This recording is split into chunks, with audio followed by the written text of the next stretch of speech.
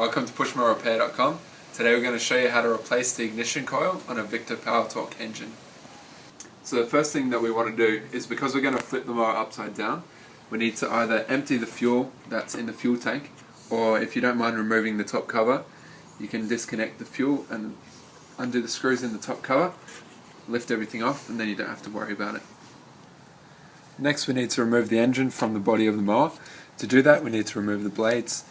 You do that just by getting a socket wrench and undoing the bolt that's holding everything in place. These can be a bit tricky to get off.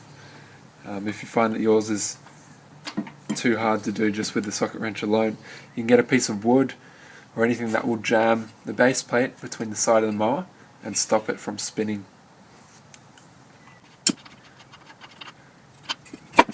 Next thing that we need to do to remove the engine is undo these 4 bolts underneath on the underside of the mower.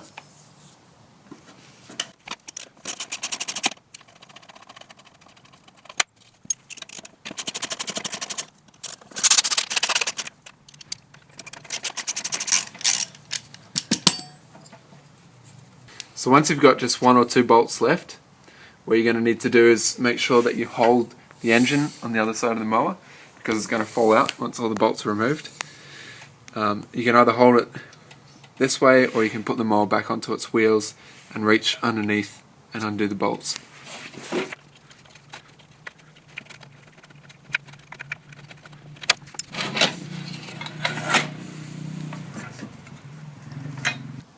So once you've got the engine separated from the base, this metal piece might either stay attached to the engine or fall off. It just sits underneath like that.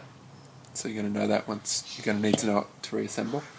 If you want to remove this tube from the engine, just remove the carburetor by unplugging everything connecting it to the engine. So the tube, this one's normally attached there. And disconnect the ignition cables just from the back. And twist the carburetor and pull it up. So now we need to remove the ignition from the bottom of the engine. This is it here. So we just need to remove these 2 bolts with the socket wrench.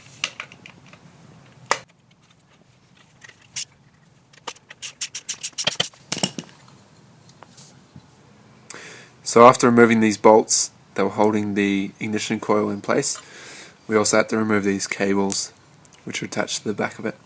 That both of the tabs are different sizes, so you won't be able to mix them up when putting it back together.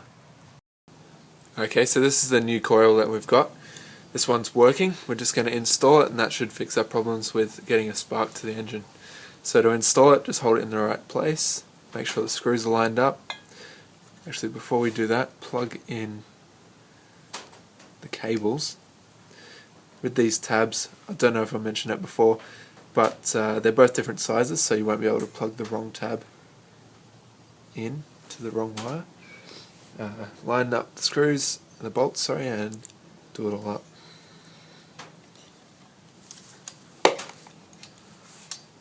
Before you tighten up the bolts, what you want to do is make sure that the ignition coil is at the right distance from the flywheel so that they don't contact when it rotates past. You want them to be close, but not so close that they bump into each other while it spins.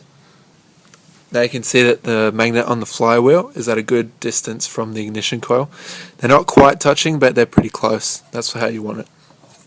Now that the ignition coil is all installed, we need to put the mower back onto the engine. First step to doing that is putting this metal plate, which we pulled out earlier, back in place. For this mower, there are 2 tabs that just have to slide under the head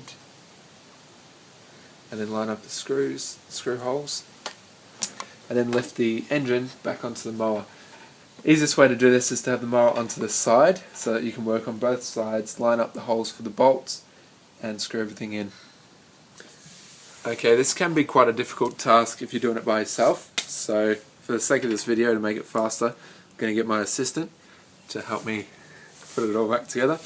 Just make sure that the exhaust on the engine is pointing towards the front of the body of the mower.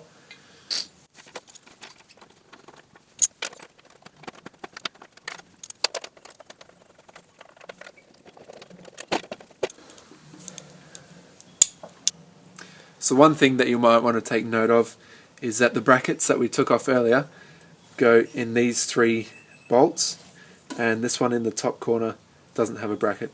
We're going to put this back onto the mower. You just have to slide it over this bolt.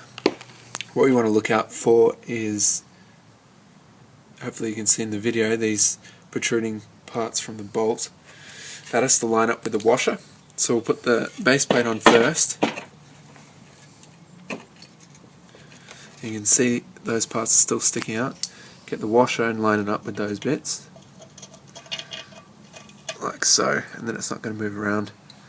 Once you've done that, just place the nut over the top and then tighten that. So sometimes when you're tightening the bolt on the base plate so everything's fixed to the mower again, whilst you do that, the engine will still spin, so it won't allow the bolt to tighten. There are a couple of ways that you can fix that, and we'll show you them now. So if you notice, once you flip the mower over, there's grooves in the top of the flywheel here. We can get a piece of metal, screwdriver, whatever fits, slide it in place so that it catches in one of the grooves, and that should stop the engine from spinning whilst we tighten the bolt on the other side. So when you're tightening, because you have something jammed in the flywheel, just be careful, don't pull too hard because you don't want to cause any damage to the flywheel.